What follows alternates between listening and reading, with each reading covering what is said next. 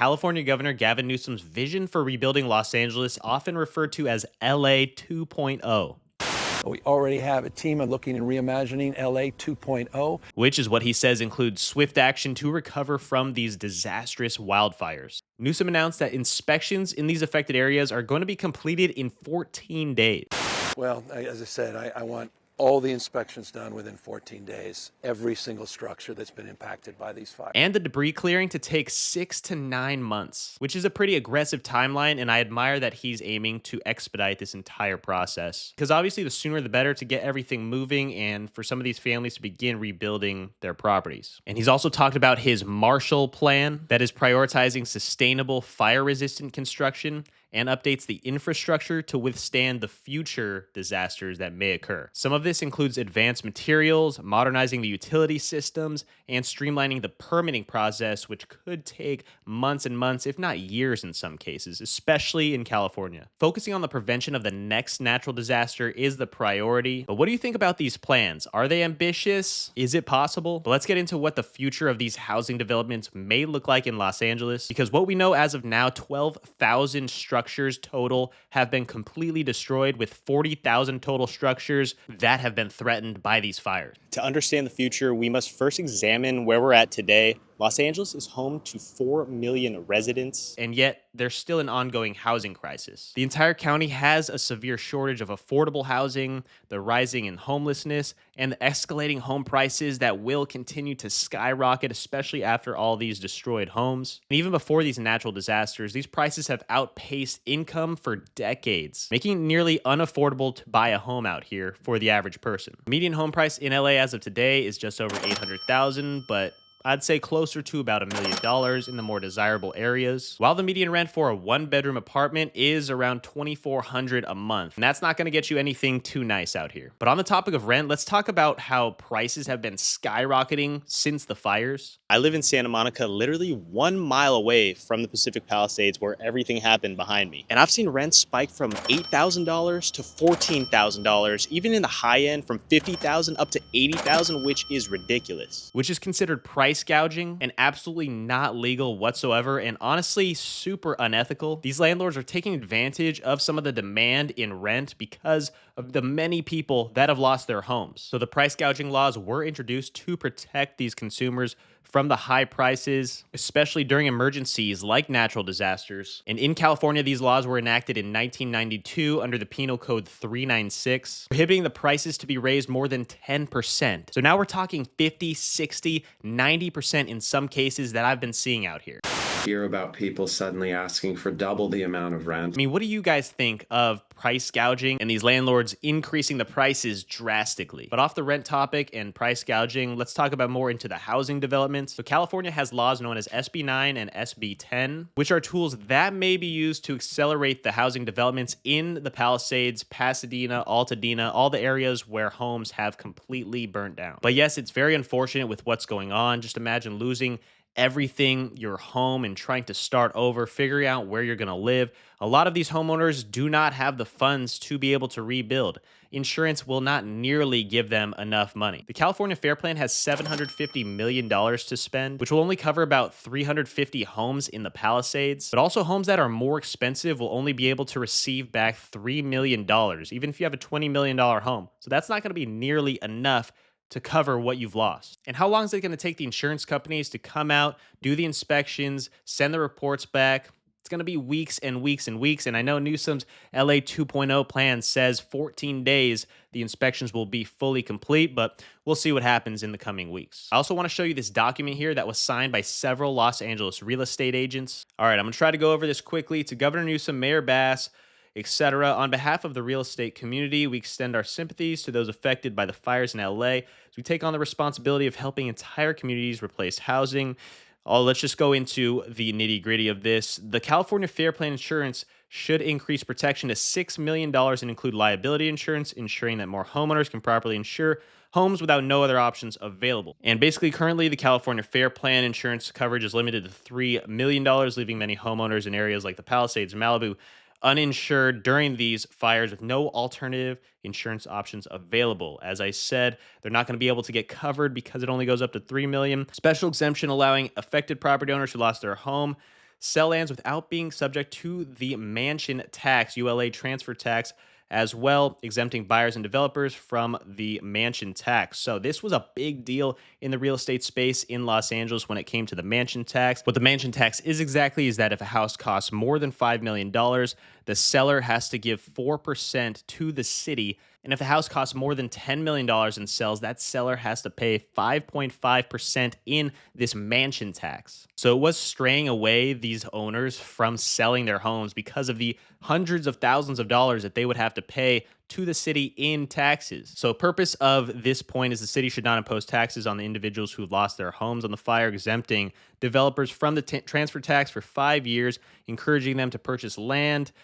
Number 3, special exemption, building safety policies, codes. Number 5, property taxes should be paused for any property affected by the fires until the property is rebuilt or immediately assessed at land value. So in these drastic times, we need to figure out solutions to fight these challenges and make things move along a little bit faster. So this specific document was signed by 45 different successful real estate agents throughout the Los Angeles area. And this was authorized by Jason Oppenheim and Ben Black, who are on big Netflix shows. You have Selling Sunset and Buying Beverly Hills. So what do you guys think about that document, especially being endorsed by so many different LA realtors in the city? But obviously it's going to take years for everything to get rebuilt back, no matter how fast the expedited processes will be. But moving forward, what does the future of the housing development look like in LA? Palisades is not going to have the same character, charm, community that it once had. I mean, just think about the Palisades. It truly was an oasis, a pocket, a unique neighborhood that felt like you were on your own island in LA. There was truly nothing like it, and you got those ocean views, and now that is all gone. They have to rebuild similar to what it once was without the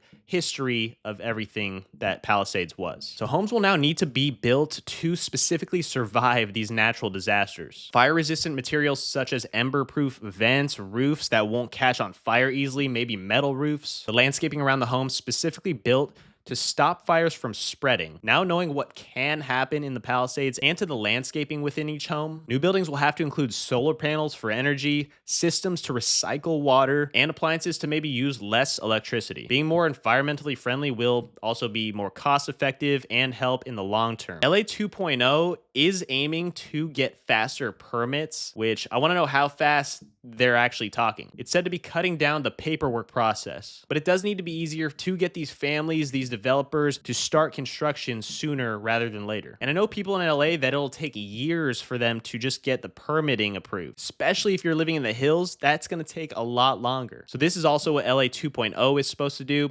Families displaced by disasters receive temporary housing through Project Home Key, which converts motels and hotels into living spaces and state-provided shelters, including portable or modular homes. The future of the housing development truly will lie on the innovation. They're not going to be building these homes the same way that they've built them so that they are easily flammable and for what just happened to potentially happen again. Who knows where we're going into the future with all of the technology? I wouldn't be surprised if we saw multiple 3D homes with fire-resistant materials being used get built up around more often. Okay, I also want to show you the map that just came out showing the house-by-house devastation in the Palisades. This is the Sunset Mesa area. As you can see, it looks like most of these homes are completely gone, leaving the Paseo Miramar pretty untouched on the right side. This one's showing the Villa Bluffs neighborhood, where multiple streets have been taken out, but not all of them. But also, if you think about it, why would you want to come back to your home that's still standing?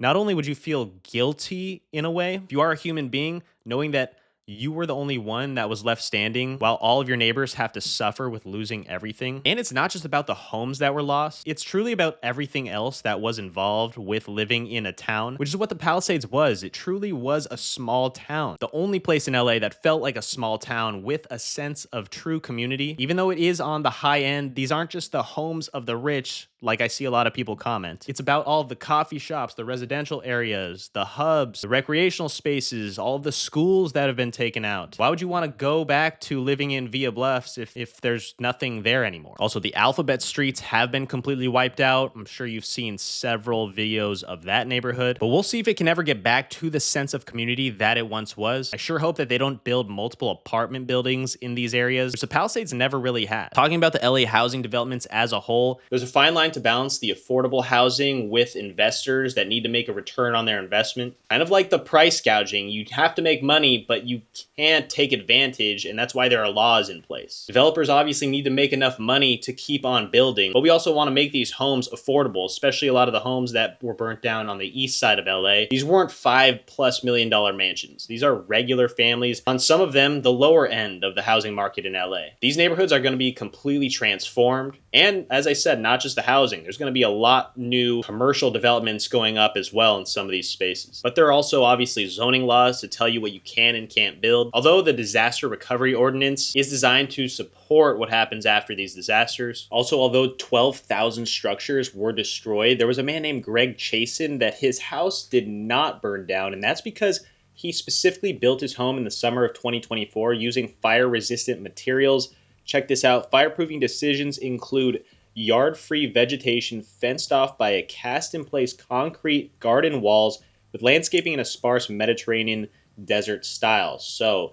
if we do implement these tactics into the future of building homes in these high fire risk areas, then we can potentially withstand some of these tragic events, such as the next California wildfire. But so the future of Los Angeles Housing 2.0 states that there needs to be better policies, innovation, and community efforts in place with sustainable developments, energy efficient, environmentally friendly housing, higher density living, multi-unit housing, helping low-income residents. And because it is 2025, although we don't have flying cars yet, technology is advancing at a rapid pace. I mean, we have self-driving cars. Have you ever taken a Waymo out here? They're all over the Santa Monica area. 3D smart homes are going to have to be built, equipped with advanced security. AI is going to have to be used in some way, shape, or form to build better fire-resistant homes and more high-tech homes and structures. Because why did the Palisades Village survive, but a lot of the other structures, such as the Starbucks right across the street, has been completely destroyed? But 3D printing might be a way to help the advanced times of the construction as well as the costs, and this could accelerate the delivery process when building these new structures. What can we do to lead change and envision the future of Los Angeles? I think everyone can play their own specific part, whether you're a policymaker, a developer,